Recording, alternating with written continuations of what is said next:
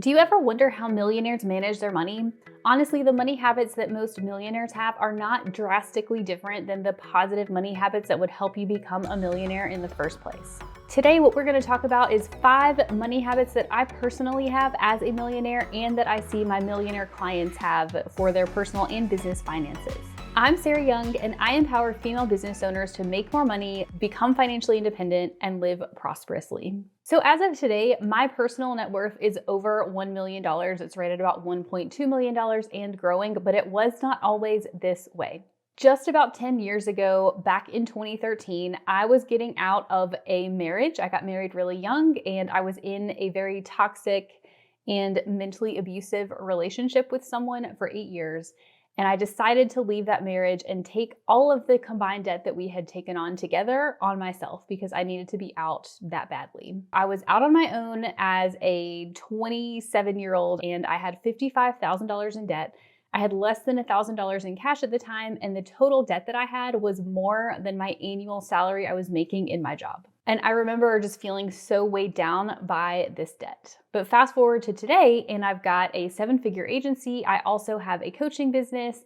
I work with a ton of amazing clients who are also millionaires too. I have turned my financial life around and also my relationship. So here are 5 money habits that I personally have and that I encourage all of my clients to have, because when your financial life is organized and when you're staying on top of things, you're able to make better, more informed decisions to grow your business and your net worth that much faster. Money habit number 1 is I don't leave extra cash in my checking account. I know in my head what my personal and business buffer needs to be. That's how much cash I want to leave in my checking at any given time just to pay my ongoing expenses. But cash above and beyond that, I put to work by either putting it into a high yield savings account or I deploy it as part of my investment strategy, whether that is investing in something in my business or putting it to my personal investments.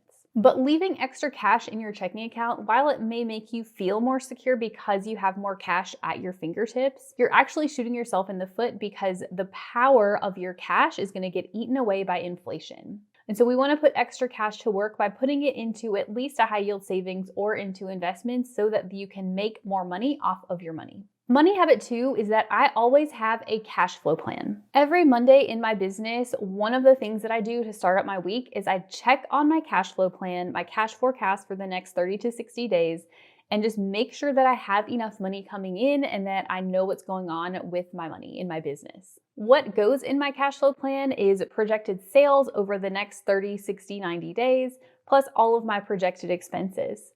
And by checking on this every week on a Monday, I'm able to keep an eye on my money so that I can know if I have extra that I can transfer out to put to work for me, or if I'm gonna have a shortfall and need to either go make some more sales or transfer money from my savings. But every single week, I have the habit of keeping an eye on my money so I can make more informed decisions. Money habit number 3 is I put every purchase I possibly can on a credit card. So in a business like Young & Co., which is my virtual CFO and accounting agency, this brings in 7 figures in revenue. And so you can imagine we have quite a lot of expenses for software and travel and other office type expenses that we incur on a monthly basis. And so putting all of those expenses on a credit card and then paying that credit card off in full every month avoids interest expense, but also gives me really great cash back rewards. So I always recommend people, both for your business and your personal credit cards, if you are comfortable with debt and you're comfortable with paying off the balance in full every month or even more frequently,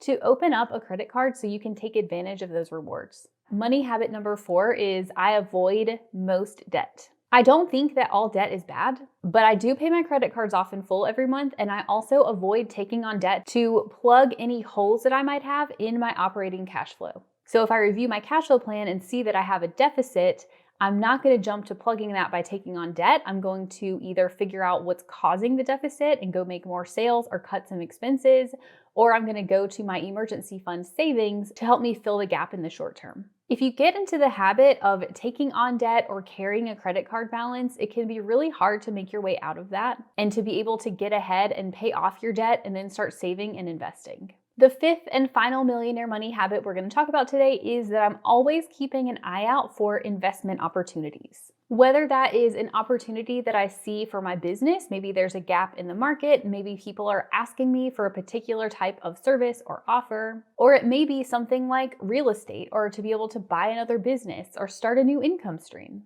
I'm constantly looking for things to invest my money in, to put my money to work for me, while also maintaining my primary income stream, which is my main business. So those are 5 millionaire money habits that you can start implementing today to help you grow your business, to help you increase your net worth, but just most importantly, to feel like you're finally getting good at that money stuff so that you can feel more confident when it comes to money and be able to make your money work for you.